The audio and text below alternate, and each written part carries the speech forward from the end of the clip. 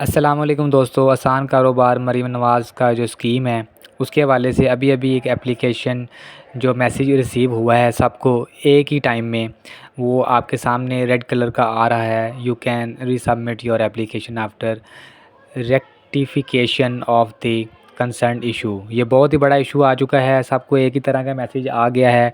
सबको एक तरह का मैसेज नहीं आना चाहिए था। अब इसके पीछे क्या वजूहात हैं, क्या सिस्टम अपडेट किया गया है, मरीम नवाज़ लोगों ने किया है, ये क्या चक्कर है, ये हमें अब आगे पता चलेगा। क्योंकि आवाम बहुत ज़्यादा खुश थी कि मरीम नवाज़ लोन दे रही है, गरीब जितने भी लोग हैं उनकी मदद हो रही है।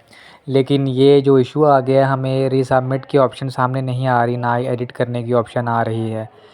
जिन लोगों को कर्ज़े मिले हैं, हमारे जो हैं शहर में जितने लोगों को लोन मिल चुका था वो बहुत ज़्यादा खुश हैं और वो मरीम नवाज़ की सपोर्ट करने के लिए रेडी हैं आइंदा आने वाले इलेक्शंस में भी।